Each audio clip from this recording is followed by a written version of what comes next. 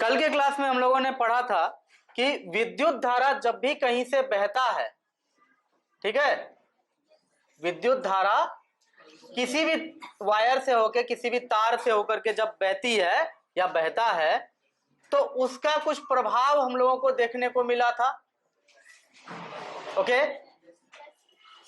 इस बारे में बात हुई थी ना? तो इसमें मैंने कहा था कि सबसे पहला जो प्रभाव होता है विद्युत धारा का वो होता है ऊष्मीय प्रभाव। विद्युत धारा का सबसे इंपॉर्टेंट या सबसे ज्यादा जो तुम फील कर पाओगे वो होता है ऊष्मीय प्रभाव, यानी कि थर्मल इफेक्ट। क्या कहते हैं? थर्मल इफेक्ट, या फिर इसको हीटिंग इफेक्ट ऑफ करंट भी कहते हैं।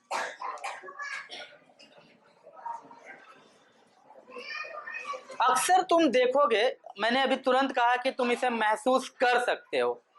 अक्सर तुम देखोगे कि कोई भी इलेक्ट्रिक अप्लायंस, चाहे वो स्टेबलाइजर हो, टीवी हो, फोन हो, बहुत देर तक चलने के बाद वो गर्म हो जाता है ना? तो देखो, स्टेबलाइजर, फोन, टीवी, आयरन, इन सब में एक चीज तो कॉमन है ना कि वहां विद्युत धारा प्रवाहित होता है और सबके सब गर्म होते हैं। इसलिए मैंने कहा कि तुम इसे फील कर सकते हो कि जब भी कभी कहीं किसी तार से होकर विद्युत धारा बहता है तो वो गर्म हो जाता है, और किसी भी विद्युत धारा के बहने से वहां आसपास का चीजों का गर्म हो जाना ही कहा जाता है विद्युत धारा का ऊष्मीय प्रभाव, thermal effect of electric current. ठीक है, अब इसमें फिर सवाल ये उठता है कि सर आखिर गर्मी आता कहां से है? क्या वहां कुछ जलता है इसलिए गर्म हो जाता है? आखिर विद्युत धारा इतना गर्मी पैदा कैसे करता है? तो इसका जवाब है कि विद्युत धारा का जो कंसेप्ट समझाया गया आपको, उसमें आप लोगों ने ये देखा था कि किसी भी वायर में, वायर जब भी होता है तो वो किसी कंडक्टर का होता है, खास करके किसी धातु का होता है ना? और जनरली उसमें होता क्या है कि सारा का सारा एटम होता है, इसमें एक के बाद एक सटा हुआ होता था ना? और धातु में एक खास गुण होता है कि वो इलेक्ट्रॉन को त्याग करके धनायन बन जाता है। ये क्वालिटी किसमें होता है? धातु में होता है कि वो इलेक्ट्रॉन को त्याग करके वो क्या बन जाता है? धनायन बन जाता है। तो इस आधार पर ये मान लो कि लास्ट वाला इलेक्ट्रॉन कहीं पर बैटरी के ऋण ध्रुव से जुड़ा हुआ है और इधर वाला लास्ट वाला एटम किससे जुड़ा हुआ है? बैटरी के धन ध्रुव से। ठीक है, तो यहां वाला जो एटम होगा इसका इलेक्ट्रॉन को ये धन ध्रुव खींच लेगा क्योंकि यहां पॉजिटिव चार्ज है, और मेटल का एटम हमेशा इलेक्ट्रॉन डोनेट करने के लिए, इलेक्ट्रॉन देने के लिए पूरा पागल रहता है। तो ये अपना इलेक्ट्रॉन छोड़ा और ये खींच लिया, ये पॉजिटिव वाला प्लेट, बैटरी का पॉजिटिव टर्मिनल इसको खींच लिया। तो यहाँ एक इलेक्ट्रॉन का कमी हो गया। इस कमी को देख करके यहाँ का इलेक्ट्रॉन का मन ललचा कि वहां कूदे। ये क्रम चल के यहाँ तक होता है और यहाँ तो इलेक्ट्रॉन का भंडार ही है, नेगेटिव चार्ज है, तो ये यहाँ से यहाँ कूद गया। और टोटल का टोटल बैटरी में आपको पता होना चाहिए कि जितना निगेटिव होता है उतना पॉजिटिव होता है, और उसी तरह से जितना निगेटिव इधर कूदता है उतना निगेटिव बैटरी फिर वापस तार में दे देता है। इस तरह से करंट फ्लो करता है। कहीं भी कोई दिक्कत है? करंट का फ्लो इसी तरह से होता है। तो अब सवाल ये आता है कि सर इस बात का इस ऊष्मीय प्रभाव से क्या लेना देना है? इस बात का ऊष्मीय प्रभाव से ये लेना देना है बाबू कि ये इलेक्ट्रॉन कूद के यहाँ गया, फिर यहाँ मन नहीं लगा, आगे वाले को देखा वो पॉजिटिव हो गया, वही इलेक्ट्रॉन यहाँ कूद के गया, वही इलेक्ट्रॉन यहाँ कूद के गया, वही इलेक्ट्रॉन यहाँ कूद के गया, वही यहाँ आगे बढ़ता ही चला गया। नहीं, तो ये जो इलेक्ट्रॉन आपका बार बार कूद करके जा रहा है, तो इसमें होता क्या है कि ये रगड़ा खाता है, अलग अलग आयन पे जा रहा है ना। ये एटम सब क्या हुआ? इलेक्ट्रॉन को त्याग त्याग के आयन बन गया है, पॉजिटिव आयन बन गया है, और ये इलेक्ट्रॉन एक से दूसरे पे जंप मार मार करके बैटरी का ऋण ध्रुव से धन ध्रुव की ओर जा रहा है ना। तो फिर इस आधार पे हम लोग ये कहते हैं कि असल में होता यहाँ ये है कि जिस तरह से हम लोग अपने हाथों को रगड़ते हैं तो फिर ये गर्म हो जाता है, होता है ना, पत्थर में पत्थर टकराते हो तो चिंगारी निकलता है, उसी तरह से जो इलेक्ट्रॉन हमारा यहाँ से निकल करके यहाँ इस टर्मिनल तक जा रहा था, इतना रगड़ा खाया, इतना रगड़ा खाया कि पूरा तार में गर्मी पैदा करके रख दिया। और इसी गर्मी को हमने नाम दिया है थर्मल इफेक्ट, यानी उष्मीय प्रभाव, विद्युत धारा का उष्मीय प्रभाव। कोई दिक्कत नहीं ना? मैग्नेटिक इफेक्ट, इसके बारे में ये कहे थे, और जो नहीं सुने हो वो फर्स्ट टाइम सुन लो। इसके बारे में ये बात हुई थी कि एक मैग्नेट का जो प्रॉपर्टी होता है, एक मैग्नेट का जो गुण होता है, वो क्या होता है? किसी सुई को अपने तरफ खींच लेना, होता है ना, कोई भी ब्लेड है उसको मैग्नेट अपने तरफ खींच लेता है। ब्लेड को मैग्नेट को देखे हो कभी ब्लेड अपने तरफ खींचते हुए? लास्ट बेंच देखे हो तो बोर्ड की तरफ देखो, नहीं देखे हो तो बाहर जाके बात करो। पढ़ा रहे हैं, आप लोग आपस में बात करते हैं, ध्यान उधर चला जाता है, फिर यहाँ से भूल जाते हैं कि यहाँ बोल क्या रहे थे। सो प्लीज हाथ जोड़ के विनती है, बोर्ड की तरफ देखिए, नहीं तो 5 मिनट लेके जाइए और कहीं खो जाइए, है ना। काहे के लिए दूसरे को डिस्टर्ब करते हो इतना?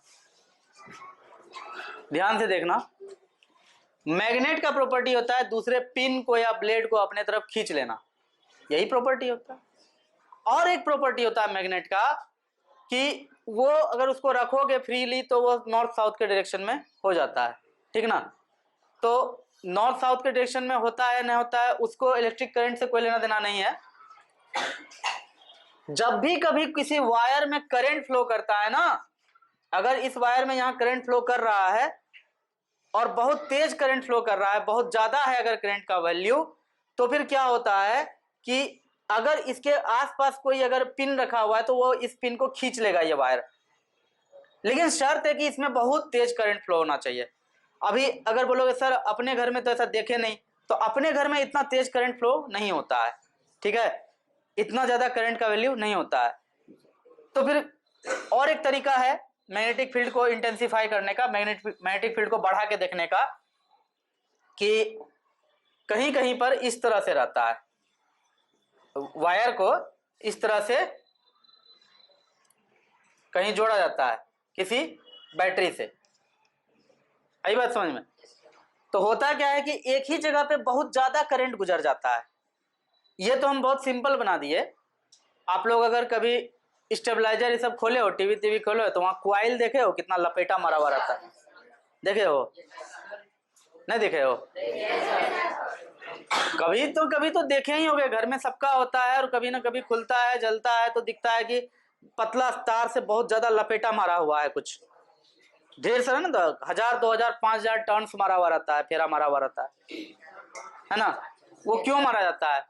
क्योंकि एक फेरा, मान लो एक फेरा में 1 एम्पियर का करंट गुजरा, इस जगह से गुजरा है वो फेरा, यहीं फिर लपेटा मार के दूसरा फेरा, तीसरा फेरा, चौथा फेरा, 5वां फेरा, तो यहाँ जो ये स्पेस है, ये जगह जो है, इस जगह के नीचे अगर आपने 5000 बार तार को लपेट दिया तो 1 एम्पियर गुना 5000, तो 5000 एम्पियर के बराबर मैग्नेटिक फील्ड बन जाएगा इस जगह पे।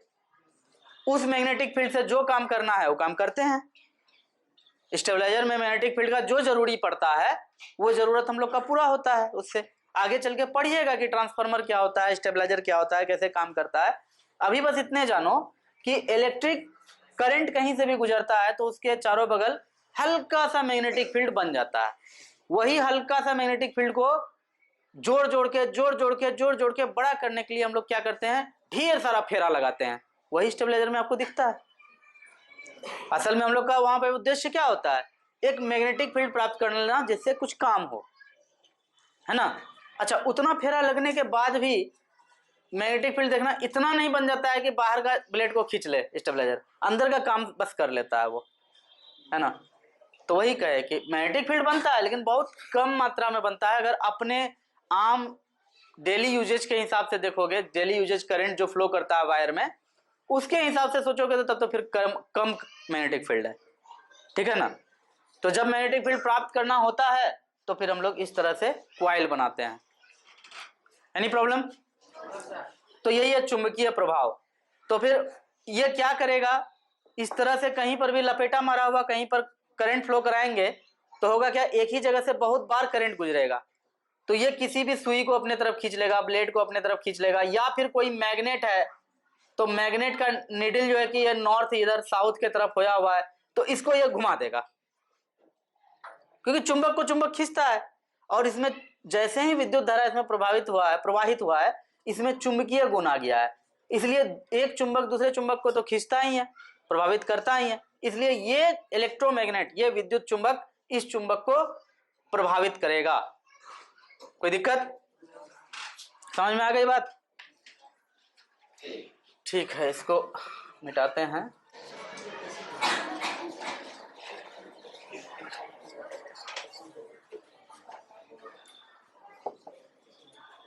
और तीसरा है जो कि हम लोगों का चैप्टर है वो है रासायनिक प्रभाव।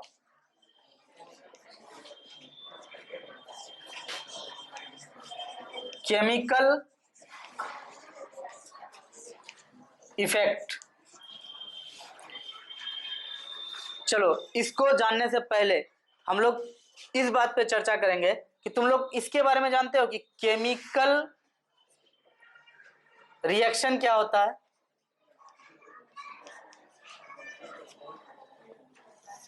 केमिकल रिएक्शन क्या होता है?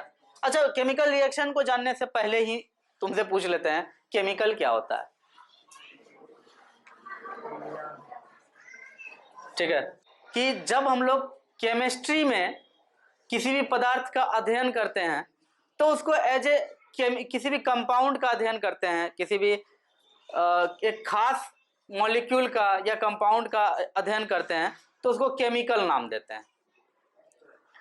ठीक है ना, कोई भी मॉलिक्यूल या कंपाउंड का स्टडी करते समय हम लोग उसको क्या नाम देते हैं? केमिकल। और इससे ज्यादा आपको जानने की कोई जरूरत हमको नहीं लगता है कि है, क्योंकि दुनिया में हर चीज केमिकल है। ठीक है ना, तो 8th क्लास के हिसाब से इतना ही आपको बता पाएंगे कि केमिस्ट्री में जो भी कंपाउंड, यौगिक या फिर मिश्रण, जो कह लो, जो भी पदार्थ है जिसका हम लोग अध्ययन करेंगे उसको कहते हैं कि ये केमिकल है। ठीक है ना, तो क्या सर केमिस्ट्री में ही केमिकल होता है, आम जीवन में कुछ केमिकल नहीं होता है? बिल्कुल होता है।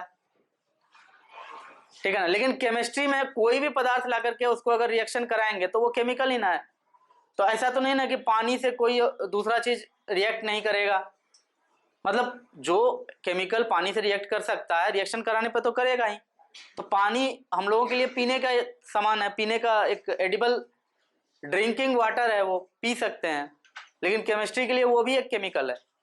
केमिस्ट्री के लिए चीनी भी एक केमिकल है, हम लोगों के लिए चीनी चीनी है आम जीवन में।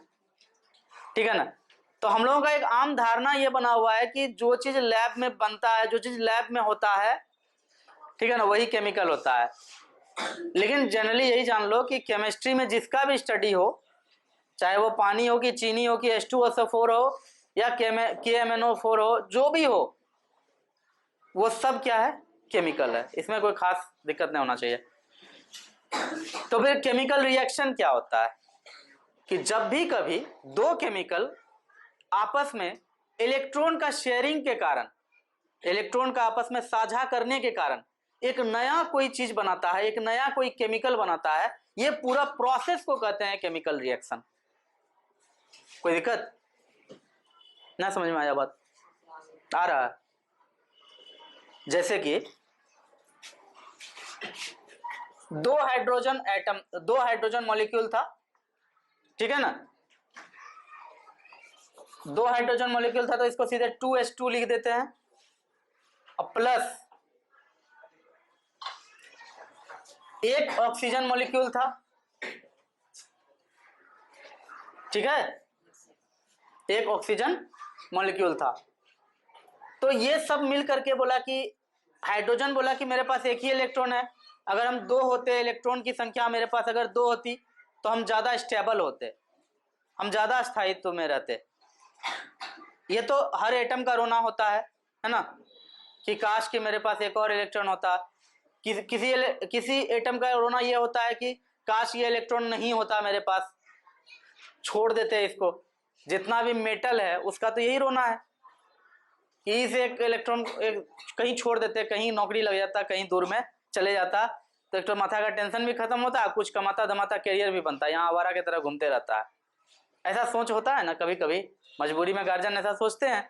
जब बच्चा साफे न संभलता है, बहुत दिक्कत में पड़ जाता है, तो गार्जियन ऐसा बोलता है कभी कभी। तो वो हाल भी होता है एटम का। किसी किसी एटम का ये भी हाल होता है, काश एक और इलेक्ट्रॉन होता हमारे यहाँ, है ना। ऐसा भी बहुत आदमी होता है ना कि काश मेरे पास एक घर अमेरिका में है, एक घर लंदन में है, एक घर इंडिया में है, काश मेरे पास 2 आदमी और होता। मतलब जनरली हम लोग बेटा के ही सेंस में लेते हैं, काश 2 बेटा और होता, 3 बेटा और होता। तो एटम का भी ये रोना होता है। तो हाइड्रोजन का ये रोना है कि एक इलेक्ट्रॉन मेरे पास और होता तो कितना अच्छा होता।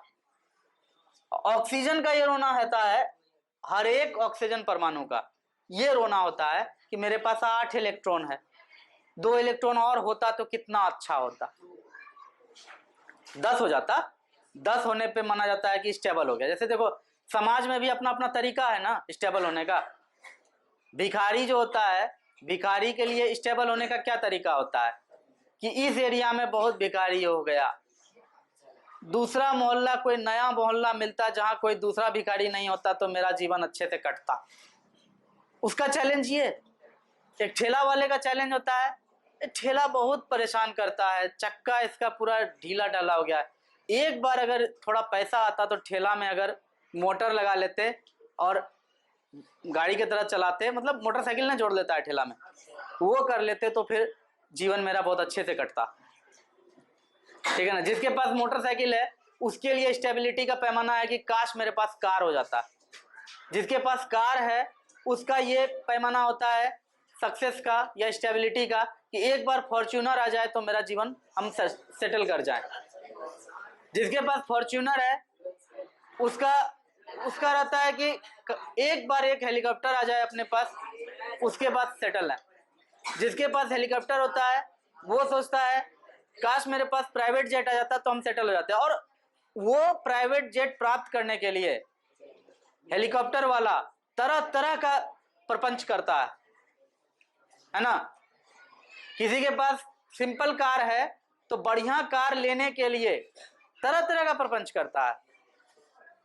तुम्हारा काम नहीं करेंगे, काम कराना चाहते हो इतना रुपया लगेगा, मतलब जिसको तिसको परेशान करता है। तो कहने का मतलब यह है कि जो हाल आदमी का है और अपने हिसाब से हर कोई अपने लेवल पे सेट कर लिया है कि इस लेवल पे स्टेबिलिटी है। सब आदमी सोचता है ना। वैसे अगर आदमी ये सोचने लगता कि सड़क पे चल रहा भिखारी से हम कितना अच्छे हैं कि मेरे पास साइकिल है, तो जीवन में दुखी नहीं होता, है ना। लेकिन ऐसा नहीं है। साइकिल चलाने वाले को देखना ही नहीं है भिखारी की तरफ, उसको देखना है एक अच्छा बाइक वाले को। तो वही हाल है। तब ध्यान से सुनो, ऑक्सीजन को कोई लेना देना ही नहीं है कि देखो हाइड्रोजन एक इलेक्ट्रॉन लेके 2 ही इलेक्ट्रॉन में खुश है। ऑक्सीजन ये देखना ही नहीं चाहता है। ऑक्सीजन को क्या चाहिए कि हमको 10 इलेक्ट्रॉन मिलता तो हम स्टेबल रहते। इसके लिए वो 2 इलेक्ट्रॉन किससे लेगा? 2 हाइड्रोजन से लेगा, 2 हाइड्रोजन एटम से। एक हाइड्रोजन मॉलिक्यूल में 2 हाइड्रोजन एटम है। एक हाइड्रोजन मॉलिक्यूल में 2 हाइड्रोजन एटम है और 2s2 लिख दिए, मतलब और 2 ठो, तो 4 गो हो गया। और यहाँ O2 को कितना हो गया? एक O2 एटम में सॉरी एक O2 मॉलिक्यूल में कितना ऑक्सीजन एटम होगा? 2। और दोनों को कितना कितना का जरूरत है? मिल गया 4 गो। इस तरह से दोनों मिल करके हंसी खुशी H2O बन करके, जल बन करके जीता है, रहता है। ये जो प्रोसेस हुआ जिसमें कि हाइड्रोजन आया 2, ऑक्सीजन आया 2, एक ऑक्सीजन मॉलिक्यूल आया और 2 हाइड्रोजन मॉलिक्यूल आया, दोनों मिल करके पानी बन के आगे रहने लगा, इसी को कहा जाता है केमिकल रिएक्शन। लेकिन ये पूरे प्रक्रिया में, ये पूरी घटना में सबसे अहम बात, सबसे अहम घटना क्या हुआ है? इलेक्ट्रॉन का शेयरिंग, इलेक्ट्रॉन का आदान प्रदान, इलेक्ट्रॉन का साझा करना, है ना।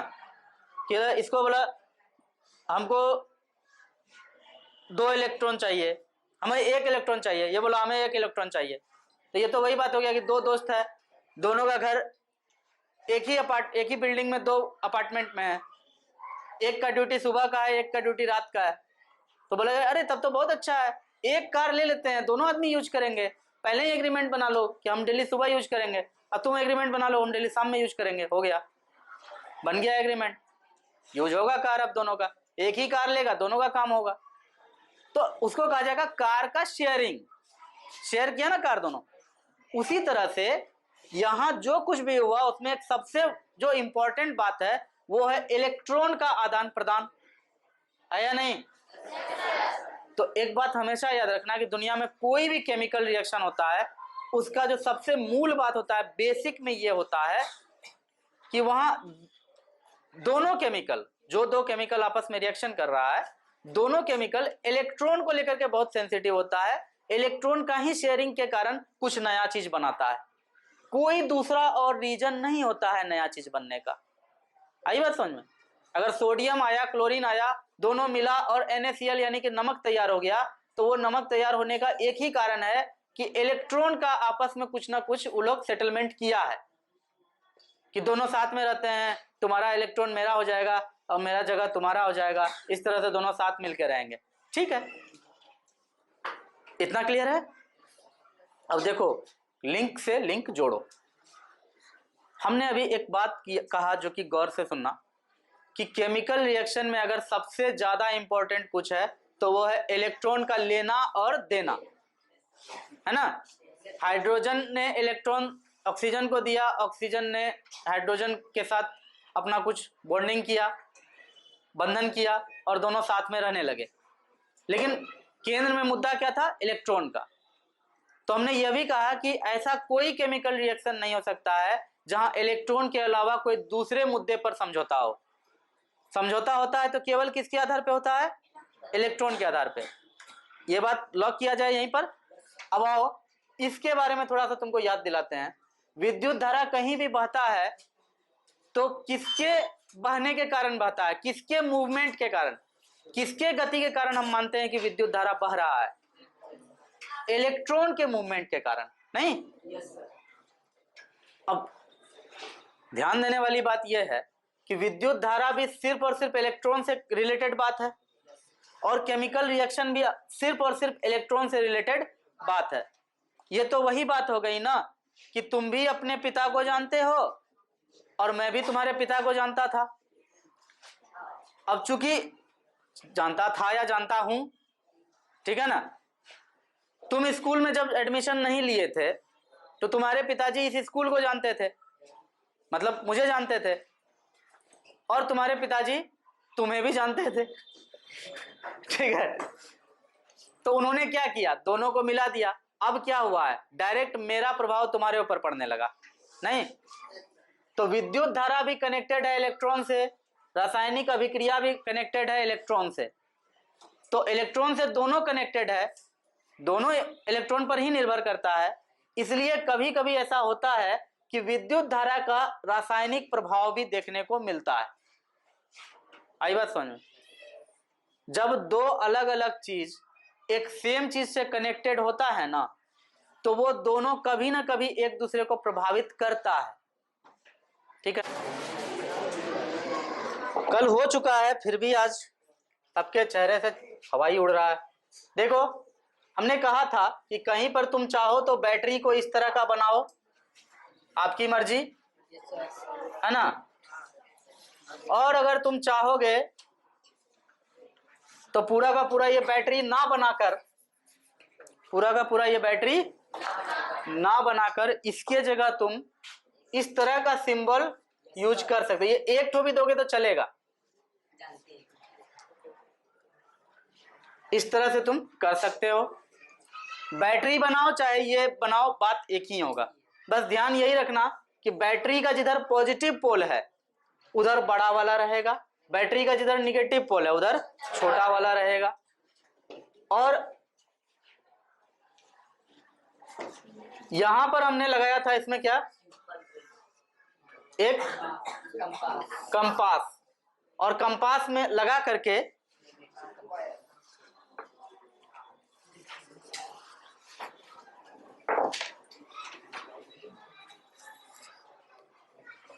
ये है कंपास आपका, और कंपास के ऊपर से ये जो वायर था हमारा, इसको यूं ही नहीं आने दिए थे, इसको जो है ना ऐसे इसके ऊपर लपेटा लगाए थे।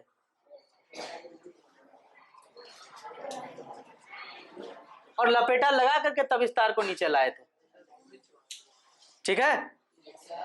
और यहां पर एक बीकर रखा हुआ है, बीकर मतलब होता है बाल्टी या टब जो कह लो, एक बीकर रखा हुआ है।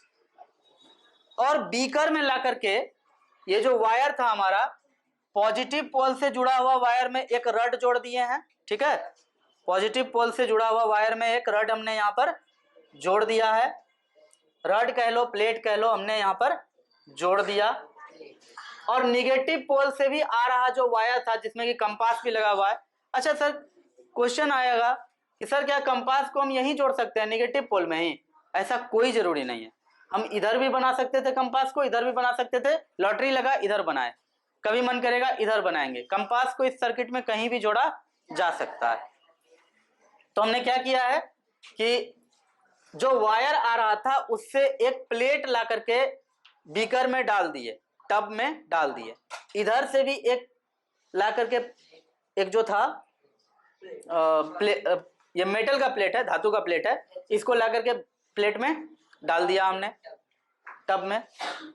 और फिर तब हमने इसका स्विच ऑन किया। सपोज कि यहां पर स्विच है और स्विच को हमने ऑन कर दिया। स्विच को ऑन करने के बाद क्या होगा? करंट बहने लगेगा। स्विच को ऑन करेंगे तो करंट बहने लगेगा इसमें। क्यों नहीं बहेगा? क्योंकि यहाँ पे कनेक्शन ही नहीं है, यहाँ टूटा हुआ है, रास्ता ही नहीं है इलेक्ट्रॉन के कहीं से पास होने का, कैसे बहेगा? नहीं बहेगा अभी। तो इसके बाद फिर आता है इसमें कॉन्सेप्ट कि बीकर में हम कुछ डालेंगे, और कोई मेटल नहीं डालेंगे कि मेटल डालेंगे तो मेटल से करंट बह जाएगा, ऐसा नहीं है। बीकर में हम डालेंगे कुछ द्रव, लिक्विड। अब ये लिक्विड कुछ भी हो सकता है, ठीक है ना। तो बीकर में हम कुछ डालेंगे और ये लिक्विड कुछ भी हो सकता है, वो लिक्विड हम यहां डालते हैं, ठीक है ना। अब देखो, हमने बीकर में कोई लिक्विड डाला, इस लिक्विड को डालने से क्या होगा? बारी बारी से देखेंगे तो पता चलेगा कि यहां पर करंट फ्लो हो रहा है। और करंट फ्लो हो रहा है, ये बात कैसे पता चलेगा? ये कंपास का सुई हिलेगा, क्योंकि इसको पढ़ाने से पहले मैंने मैग्नेटिक इफेक्ट ऑफ करंट पढ़ा दिया है ना। उसमें मैंने बताया था कि अगर कहीं भी किसी वायर होकर के करंट फ्लो करता है तो उसके चारों ओर थोड़ा थोड़ा मैग्नेटिक फील्ड बनता है ना। तो अगर यहाँ करंट फ्लो करेगा तो फिर इतना लपेटा मारा हुआ है इसमें कि थोड़ा भी करंट मिल करके बड़ा करंट बनेगा, और इसमें ये सुई का डिफ्लेक्शन दिखने को मिलेगा। अगर यहाँ करंट फ्लो करेगा तो सुई का डिफ्लेक्शन होगा, अगर यहाँ करंट फ्लो नहीं करेगा तो सुई का डिफ्लेक्शन नहीं होगा, ठीक है। तो सबसे पहले हम लोग क्या करते हैं कि इसमें जो हमने ये डाला है, यहाँ लिक्विड डाला है ना, तो इस लिक्विड के रूप में हम डालते हैं लेमन जूस, नींबू का रस, ठीक है। लेमन जूस डालते हैं, नींबू का रस। और जब इसका प्रैक्टिकल किया जाता है तो देखा जाता है कि जैसे ही इसमें नींबू का रस से इसको भरेंगे तो यहां पर डिफ्लेक्शन शुरू हो जाएगा, यानी कि करंट फ्लो होना शुरू हो जाएगा। इसका मतलब है कि नींबू का रस मेटल के तरह काम किया, जो काम मेटल करता वो काम नींबू का रस किया, किया ना।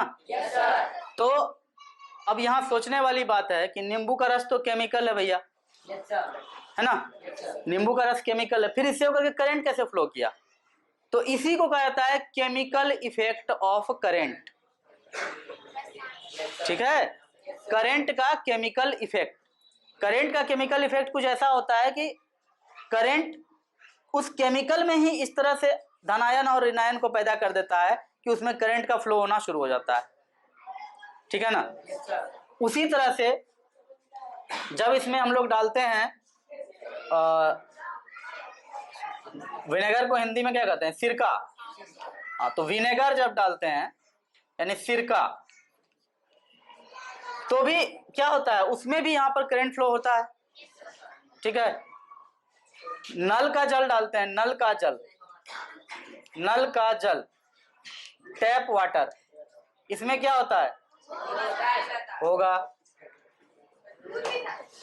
दूध में करंट फ्लो होता है? दूध में भी करंट फ्लो होता है, कल ही सब चीज देखे हुए हैं। अच्छा, कुछ कुछ चीजों में नहीं होता है, जैसे इन सब चीजों में होता है, कुछ कुछ चीजों में नहीं होता है, जैसे आसूत जल यानी कि प्योर वाटर H2O, इसमें करंट पास करेगा? नहीं करेगा। क्यों? क्योंकि ना तो ये अम्लीय है ना ही ये क्षारीय है। इसके बाद किरोसिन, इसमें करंट फ्लो करेगा? नहीं फ्लो करेगा। किरोसिन बोले तो जितना भी तेल है सब तेल समझ लो, मतलब ज्यादातर तेल, उस करके करंट फ्लो नहीं करता है। शहद होके करेगा? नहीं करेगा। ये जितनी चीजें यहाँ लिखी गई हैं इस होकर के करंट फ्लो नहीं करता है, क्योंकि ये ना तो अम्लीय होता है ना ही क्षारीय होता है। लेकिन ये सब करेगा क्योंकि ये अम्लीय है, कुछ क्षारीय भी है ना। अच्छा, नमकीन पानी होके करेगा? क्यों करेगा? क्योंकि उसमें जैसे ही आप नमक डालते हैं यानी कि NaCl डालते हैं, वो पॉजिटिव और नेगेटिव आयन में टूट जाता है, तो फिर वो भी फ्लो होने देता है अच्छे से, है ना। तो इस तरह से करंट फ्लो होता है। किसी भी मतलब अम्लीय या क्षारीय अगर कोई लिक्विड है, एसिडिक और बेसिक लिक्विड है, तो उस होकर के करंट फ्लो होता है। और यही इसी घटना को कहा जाता है केमिकल इफेक्ट ऑफ करंट। क्योंकि करंट का जितना अब तक में डेफिनेशन हमने पढ़ा, तो उसमें तो अब तक यही हमें समझ में आ रहा था कि करंट हमेशा कैसे फ्लो करता है, किसी ना किसी कंडक्टर होते हुए फ्लो करता है। लेकिन बाद में हम देखते हैं कोई लिक्विड जो है, केमिकल लिक्विड है, तो वो भी एक कंडक्टर की तरह यूज हो जाता है ना।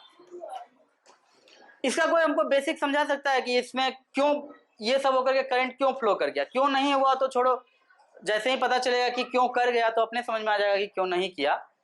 कोई मुझे यह समझाओ कि इस होकर के करंट फ्लो हो गया कैसे?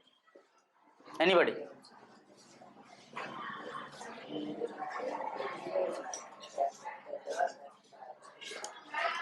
तुम्हें मैंने जब किसी मेटल में होकर के करंट फ्लो होता है तो उसका अपना कुछ रीजन बताया था कि क्यों हो जाता है, किसी मेटल होकर के करंट फ्लो क्यों करता है। तो उसमें बताया था कि मेटल पॉजिटिव आयन बन जाता है, इलेक्ट्रॉन का प्रवाह नेगेटिव टर्मिनल से शुरू होकर के पॉजिटिव टर्मिनल तक होता है। ये सब पढ़ाया गया था ना, सब चीज बताया गया है। तो उस आधार पर,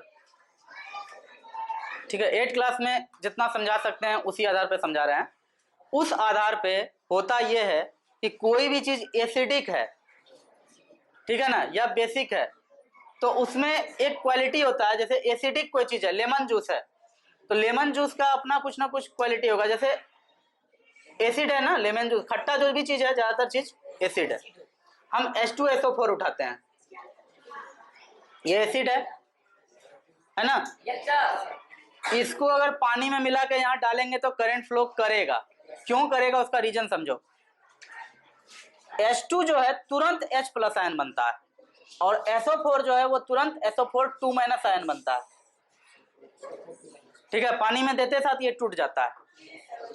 जैसे ही ये टूटा, कोई भी एसिड है, पानी में देते साथ ही उसका H प्लस अलग हो जाता है, SO4 2 माइनस अलग हो जाता है, ठीक है ना। तो जैसे ही आपने इस तरह से कोई भी लिक्विड डाला, उसमें अगर H2SO4 मिला हुआ है, H प्लस टूट गया, SO4 2 माइनस अलग से टूट गया, है ना। तो होता क्या है कि इस लिक्विड में चूंकि ये वाला जो भाग है, ये वाला भाग कहाँ से कनेक्टेड है? पॉजिटिव पोल से। तो फिर यहाँ पर क्या होता है कि ये निगेटिव पोल को खींचना, निगेटिव चीजों को खींचना चाहता है। क्यों? क्योंकि ये बैटरी का पॉजिटिव पोल से है। ये किसको अट्रैक्ट करेगा? निगेटिव आयन को। और ये किसको अट्रैक्ट करेगा? पॉजिटिव आयन को। इसी कारण से यहाँ कुछ हरकत चालू होता है, ठीक है ना। पॉजिटिव इधर जा रहा है, पॉजिटिव का मूवमेंट यहाँ से यहाँ हो रहा है, निगेटिव का मूवमेंट यहाँ से यहाँ हो रहा है। इसी मूवमेंट में चार्ज का भी मूवमेंट हो जाता है। फिर इधर से समझ में आ रही है बात? इस तरफ से पॉजिटिव चार्ज गया, नेगेटिव को मिला, इस तरफ से नेगेटिव चार्ज आया, पॉजिटिव को मिला, तो करंट का फ्लो पूरा हो जाता है। करंट का फ्लो पूरा हो जाता है, अदरवाइज करंट का फ्लो पूरा नहीं होता। अगर यहाँ कुछ नहीं होता तो करंट का फ्लो पूरा नहीं होता। अगर यहाँ पे सुनो थोड़ा सा, यहाँ देखो, देख लो यहाँ, फिर तो तुम्हारा घंटी है ही पूरा खाली, अपना काम करना फिर बाद में। सपोज कि यहाँ पर H2O होता, जल होता, और वो नहीं टूटता, H+ आयन में नहीं टूटता, O- आयन में नहीं टूटता। क्यों टूटेगा? इसका टूटने का वैसा कोई इरादा ही नहीं है, नहीं टूटेगा। अगर ये अगर नहीं टूटेगा, पूरा का पूरा H2O ही रहेगा, ना पॉजिटिव आयन डेवलप होगा ना नेगेटिव आयन डेवलप होगा। तो कोई आयन ही जब डेवलप नहीं हुआ तो फिर ये पॉजिटिव पोल खींचेगा किसको, धकेलेगा किसको? तो ये तो वही बात हो जाएगा, जैसे हवा में दोनों लटका हुआ था वैसे पानी में भी लटका रहेगा, प्योर वाटर में। जब तक यहाँ आयन नहीं होगा तब तक हरकत कैसे होगा? आयन बनेगा तब ना नेगेटिव चार्ज को दिखेगा कि अरे पॉजिटिव पोल से जुड़ा हुआ है, दौड़ो। पॉजिटिव को लगेगा अरे नेगेटिव पोल से जुड़ा हुआ ये प्लेट, दौड़ो इधर। तो ये इधर दौड़ेगा, ये इधर दौड़ेगा, तब ना यहाँ हरकत होगा, चार्ज का मूवमेंट होगा। और चार्ज का ही मूवमेंट को तो करंट कहते हैं। आई बात समझ में? इसलिए ये पूरा कंसेप्ट आपको समझ में आना चाहिए कि जब भी कभी कोई एसिडिक या बेसिक चीज है वो आयन में टूट जाता है और आयन पॉजिटिव प्लेट और नेगेटिव प्लेट की तरफ आकर्षित होता है और गति करता है। जबकि ऐसा कोई लिक्विड जो टूट नहीं पाता है आयन में, वो किसी तरह का गति नहीं कर पाता। एक आदमी जा करके बोलो थोड़ा सा कि आएंगे अभी सर, तो फिर बहुत बुरा होगा।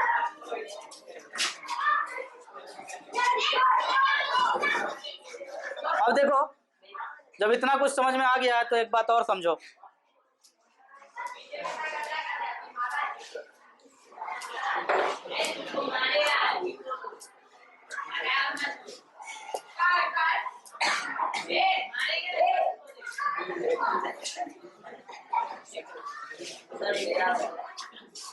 बाहर में कौन लड़का है? बदतमीजे सब है सब, तो एकदम पूरा। थोड़ा खोल दो, खोलो और खोलो। हाँ ठीक।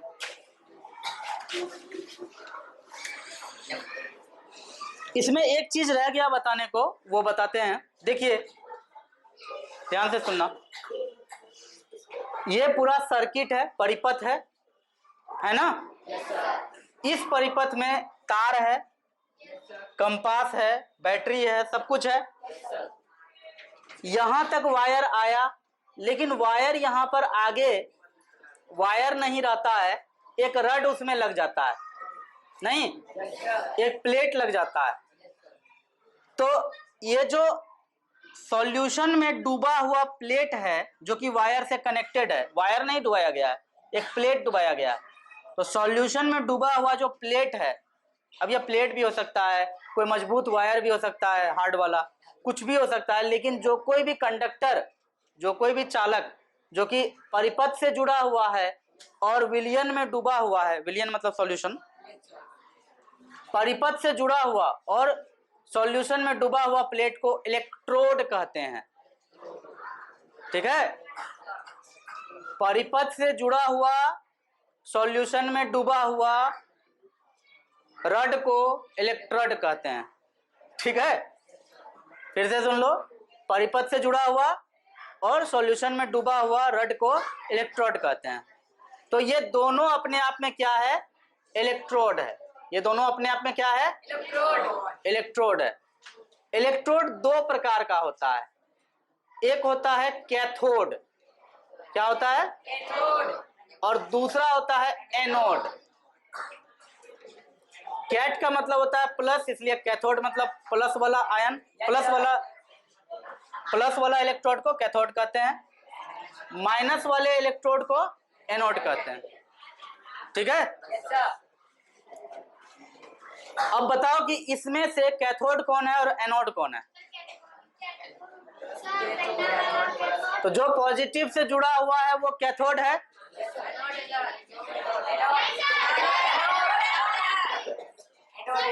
आप लोग अल्लाह मत कीजिए। तो इस बारे में पहले बात हुआ है नहीं। जो पॉजिटिव से जुड़ा हुआ है वो एनोड है। क्यों एनोड है? जबकि यहाँ लिखाए तो हैं कि इलेक्ट्रोड जो निगेटिव होता है वो एनोड होता है, फिर पॉजिटिव से जुड़ा हुआ चीज एनोड क्यों है? क्योंकि ये जो यहाँ पर जमा होगा सारा का सारा आयन, वो निगेटिव आयन जाके यहाँ जमा होता है। अभी देखो ना, एरो बनाए थे ना यहाँ कि SO4 2- को एनोड खींच रहा है, H+ को तो ये वाला कैथोड कहलाएगा।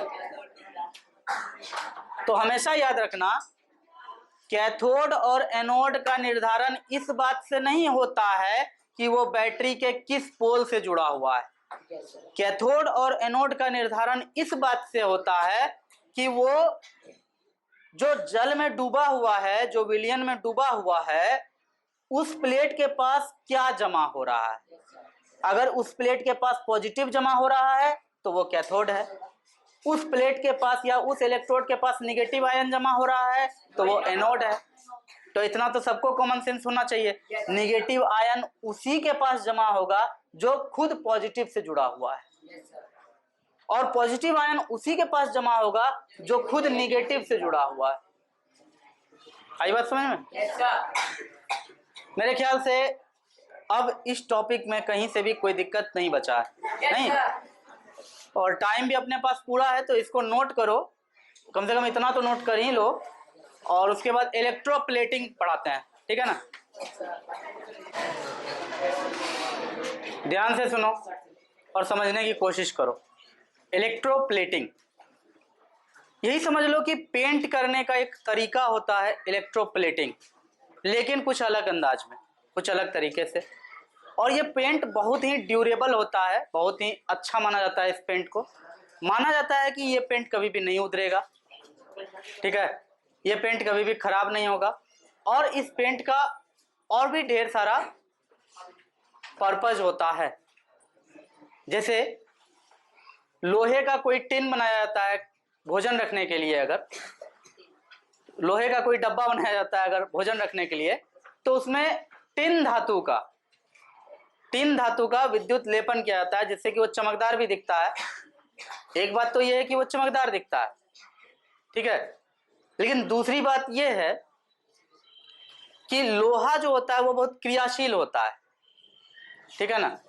तो लोहा क्रियाशील हो रहा है तो इससे जरा सा भी नमी पाने पर जंग लग जाएगा, खराब हो जाएगा।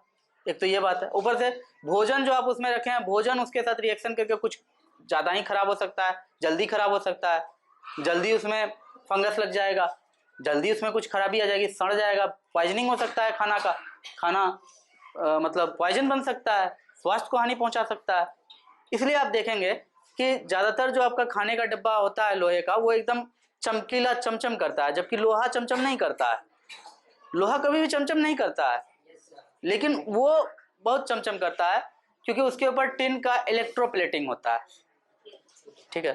साइकिल का रिम जो है पुरानी होने के बाद, बहुत पुराना हो जाता है, अगर 5 साल 10 साल पुराना हो जाए, उसको ठीक से साफ नहीं किया जाए, उसमें पानी वानी लगते रहे, हमेशा पानी में डूबा रहे, तो फिर कभी कभी आप देखेंगे कि साइकिल का रिम पर से वो जो चमकीला परत के जैसा निकलना शुरू होता है।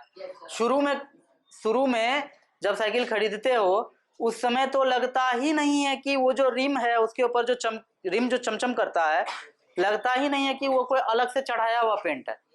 लगता है कि नहीं, वो चक्का ही पूरा का पूरा वही मेटल का ही बना हुआ है, अंदर भी काटेंगे तो वैसे चमचम करेगा।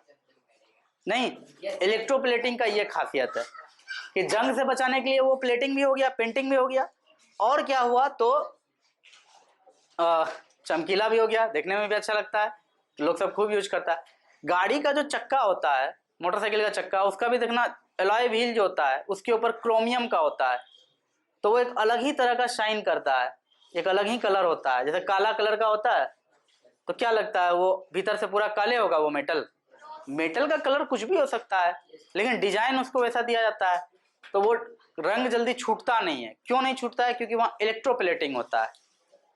और सबसे ज्यादा इलेक्ट्रोप्लेटिंग होता है आभूषणों में।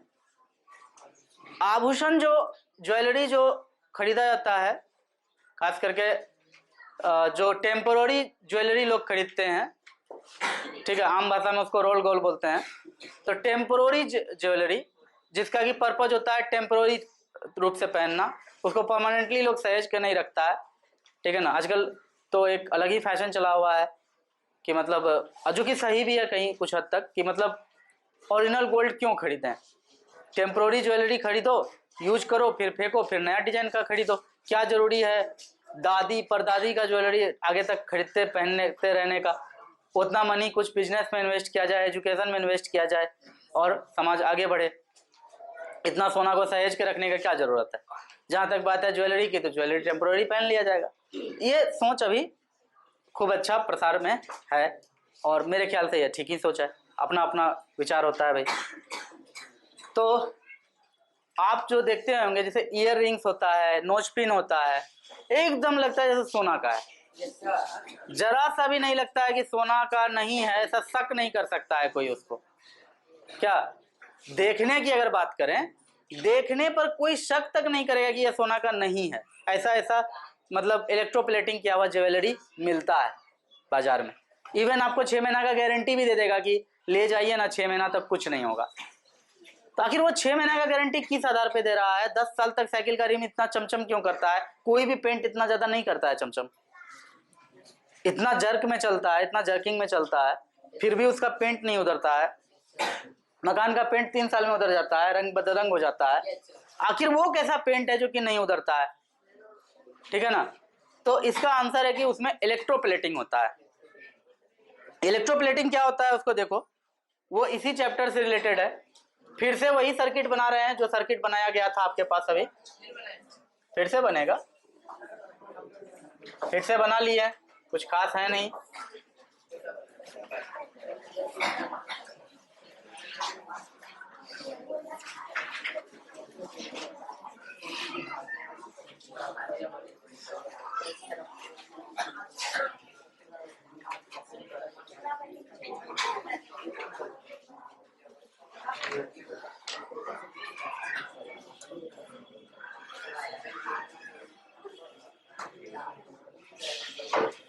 प्लीज बात मत कीजिए, बात करते हैं तो फिर उससे बहुत ज्यादा नुकसान होता है।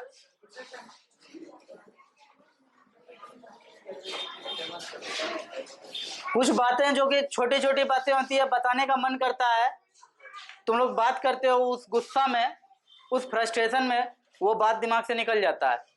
सबको नुकसान होता है, बात करने वाले को भी और नहीं करने वाले को भी। इसलिए बात क्यों करना है भाई, इतना इंपॉर्टेंट टॉपिक चल रहा है, आप लोग इतना संख्या में आए हैं, पढ़िए ध्यान से देखिएगा। यहाँ ये एक एग्जाम्पल के लिए लिया गया है, इसमें दोनों का दोनों प्लेट कॉपर का लिया गया है, दोनों का दोनों प्लेट कॉपर का लिया गया है और इसको पूरा रगड़ा हुआ है कॉपर, पूरा श्रेष्ठ कागज होता है ना, आयरन पेपर, उससे इसको पूरा रब किया गया है। और हमेशा ये याद रखना, जो आपका निगेटिव पोल से जुड़ा हुआ जो प्लेट है, इसको क्या कहते हैं? इसको क्या कहते हैं? निगेटिव पोल से जुड़ा हुआ प्लेट को कैथोड कहते हैं, है ना, कैथोड। और पॉजिटिव पोल से जुड़ा हुआ प्लेट को क्या कहते हैं?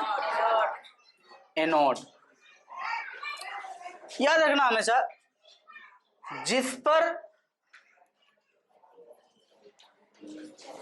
पेंट चढ़ाना है वो कहाँ रहेगा?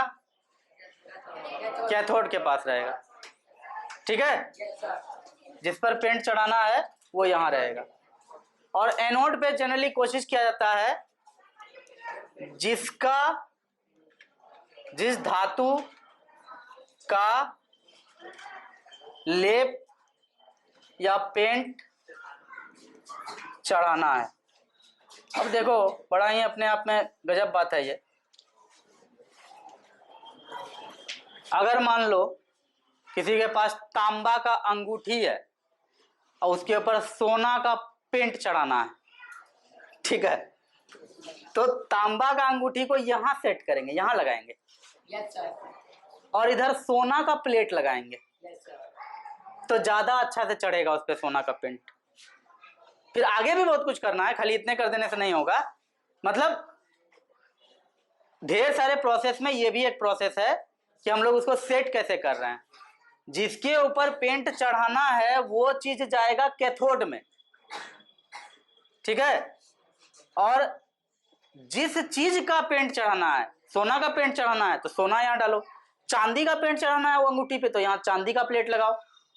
तो जिस चीज का पेंट चढ़ाना है वो कहां रहता है, एनोड में, और जिसका पेंट चढ़ाना है वो कहां रहेगा, कैथोड में। उसके बाद देखो इस घोल में क्या करते हैं। अभी देखो हम लोग के पास सिचुएशन ऐसा है, मेरे पास अभी फिलहाल कोई एग्जांपल नहीं आ रहा है दिमाग में। सिचुएशन ऐसा है कि दोनों कॉपर का ही प्लेट है लेकिन ये रब किया हुआ है, तो फिर खुरदुरा इधर उधर हो गया है।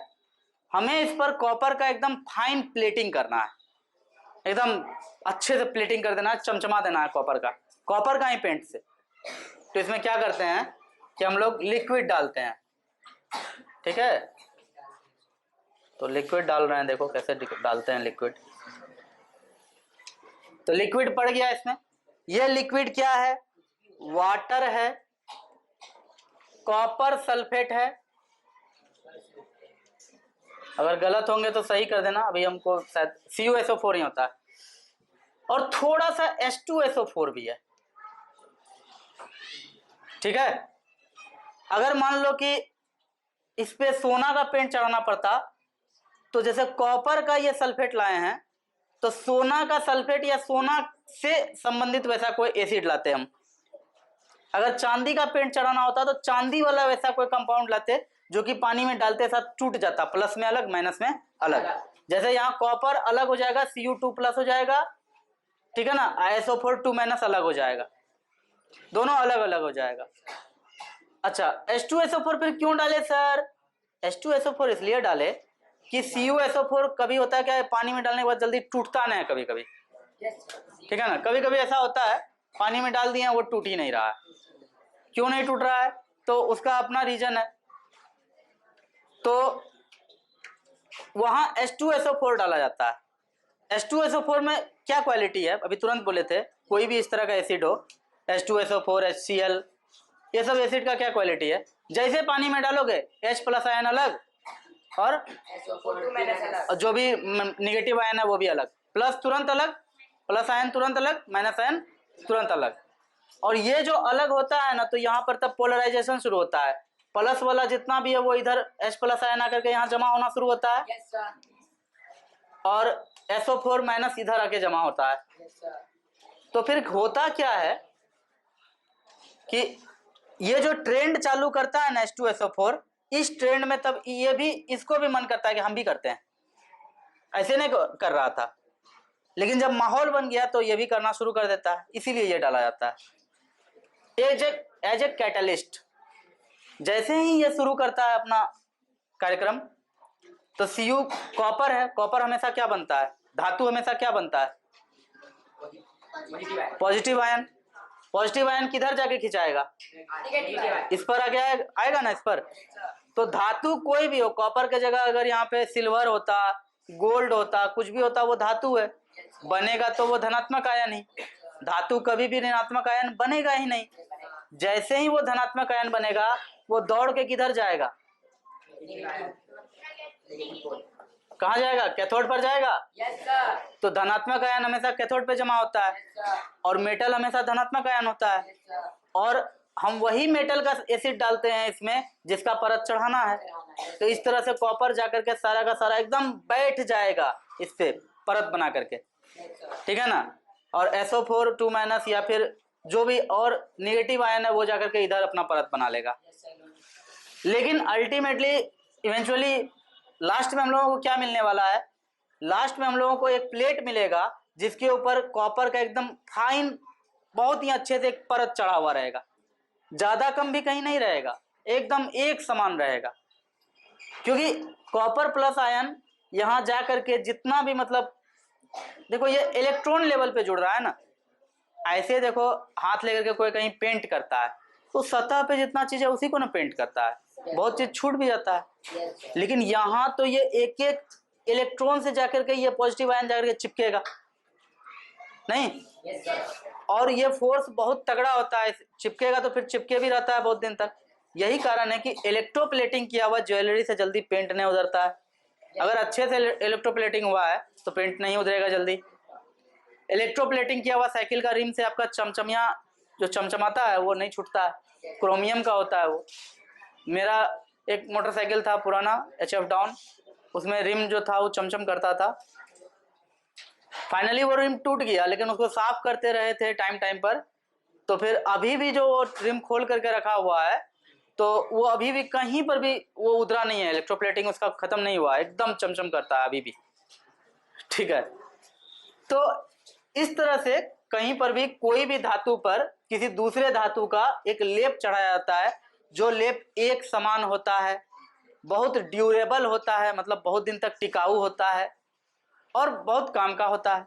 जैसे अभी तुरंत बोले कि भोजन रखने के लिए लोहा का डब्बा पर टिन का लेप चढ़ाया जाता है, इसी तरह से चढ़ाया जाता है। साइकिल का रिम पर चढ़ाया जाता है, आभूषणों पे चढ़ाया जाता है, और भी ढेर सारा पर्पज है इसका। तो इस तरह से इस चैप्टर का जो भी मुख्य मुख्य बातें थी वो यहाँ खत्म हो गया है। अब क्या है कि चैप्टर में आपका अलग अलग एग्जाम्पल पर बात हुआ है, कभी पानी को लेके बात हुआ है, कभी नींबू का रस को लेके बात हुआ है। तो आप उसको बहुत डिटेल में जाकर के पढ़िए, और कहीं दिक्कत होता है तो नेक्स्ट सेशन में हम लोग डिस्कशन सेशन रखेंगे जिसमें कि बातचीत होगा, तो ढेर सारा समस्या और दूर किया जाएगा। ठीक है ना, लेक्चर सेशन यही था, यही खत्म होता है। सर इसको बिजली पे जड़ सकते हैं, बैटरी की जगह। इच्छा है। बैटरी की जगह। अब जैसे क्वेश्चन कर रहे हो कि सर बिजली में जोड़ सकते हैं, देखो एक बात जान लो, बैटरी जो भी होता है ना वो डीसी होता है, डायरेक्ट करंट होता है। इसमें करंट एक बार कहीं से निकलता है तो एक ही डायरेक्शन में मूव करता है, ठीक है ना। और हम लोग के घर में जो बिजली आता है वो एसी होता है, तो उसका पूरा कॉन्सेप्ट ही अलग है, और 8 क्लास में तो हम समझा भी नहीं सकते हैं कि वो होता क्या है। तो फिलहाल आप इतने जानिए कि डीसी में जो काम होता है ये सब, वो एसी में संभव नहीं है, ठीक है ना। एसी एक अलग चीज है, अभी उसके बारे में बोलेंगे तो इसमें कंफ्यूज कर जाओगे। तो वो 10th में 12th में आपको सिखाएंगे आपके टीचर। अभी आप इतने जानो कि ये बैटरी से ही जुड़ के ये सब काम हो रहा है, ठीक है ना। हाई वोल्टेज बैटरी से जोड़ करके ये सब काम होता है। ठीक है, समझ में आ गया सारा बात? ठीक, थैंक यू।